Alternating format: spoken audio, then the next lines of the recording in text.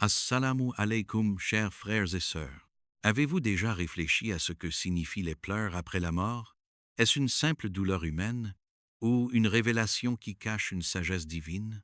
Aujourd'hui, nous allons plonger dans ce sujet bouleversant. Les pleurs après la mort, révélation surprenante, à travers les paroles du Coran, les enseignements du prophète Mohammed sallam et les explications de Dr. Zakir Naik. Avant de commencer, abonnez-vous à la chaîne, commentez vos réflexions et partagez cette vidéo pour que ce message touche d'autres âmes. Les pleurs après la mort ne sont pas une faiblesse mais une preuve d'amour et de miséricorde, car le prophète sallam lui-même a pleuré pour son fils Ibrahim en disant « Les yeux pleurent, le cœur s'attriste, mais nous ne disons que ce qui satisfait notre Seigneur. » Sahih al-Bukhari.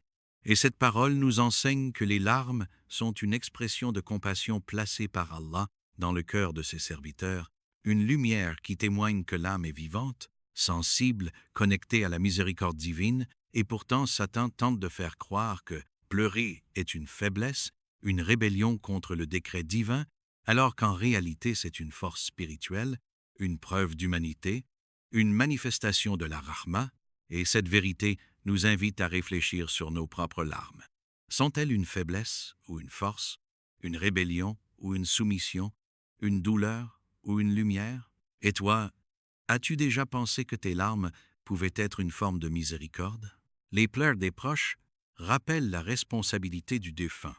A-t-il laissé derrière lui une empreinte de bien ou de mal? Le Coran dit « Ce jour-là, ni le ciel ni la terre ne pleureront sur eux. » Coran 44 contre 29. Et ce verset montre que certains ne laissent aucune trace spirituelle, aucune lumière, aucune bénédiction, car leurs actions n'ont pas touché les cœurs, n'ont pas nourri les âmes, n'ont pas apporté de miséricorde. Et cette vérité est une invitation à réfléchir sur la valeur de nos vies. Laisserons-nous derrière nous des larmes de miséricorde, ou un silence de négligence, des souvenirs de lumière, ou des traces d'oubli, des prières sincères, ou des regrets amers?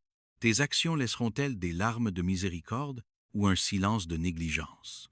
Les larmes versées après la mort rappellent que la vie est éphémère et que l'au-delà est éternel, car Allah dit « Toute âme goûtera la mort. Puis c'est vers nous que vous serez ramenés. » Coran 29 contre 57. Et ce verset est une vérité absolue. La mort est inévitable, l'au-delà est certain, et les pleurs deviennent alors un rappel puissant, une méditation silencieuse, une invitation à préparer notre âme, car rien n'est éternel sauf Allah. Et cette vérité nous pousse à réfléchir sur nos propres vies. Vivons-nous pour ce monde ou pour l'éternité, pour les possessions ou pour la foi, pour les plaisirs passagers ou pour la lumière éternelle? Tes larmes te rapprochent-elles de l'au-delà ou t'en éloignent-elles? Le prophète Sallam a pleuré pour son fils Ibrahim, et lorsqu'on lui demanda pourquoi, il répondit « C'est une miséricorde qu'Allah a placée dans les cœurs de ses serviteurs. » Sahih al-Bukhari. Et cette parole est une révélation surprenante. Les pleurs sont une manifestation de la miséricorde divine, une preuve que le cœur est vivant, sensible, connecté à Allah. Et cette vérité nous invite à transformer nos larmes en invocation, nos douleurs en prosternation, nos tristesses en méditation, car les pleurs ne sont pas une faiblesse, mais une force spirituelle, une lumière intérieure, une preuve de la rahma. Et cette vérité est une invitation à réfléchir sur nos propres larmes. Sont-elles une faiblesse ou une force, une douleur ou une lumière, une perte ou une richesse? Tes larmes sont-elles une faiblesse ou une force spirituelle? Chers frères et sœurs, les pleurs après la mort ne sont pas une simple douleur humaine, mais une révélation surprenante.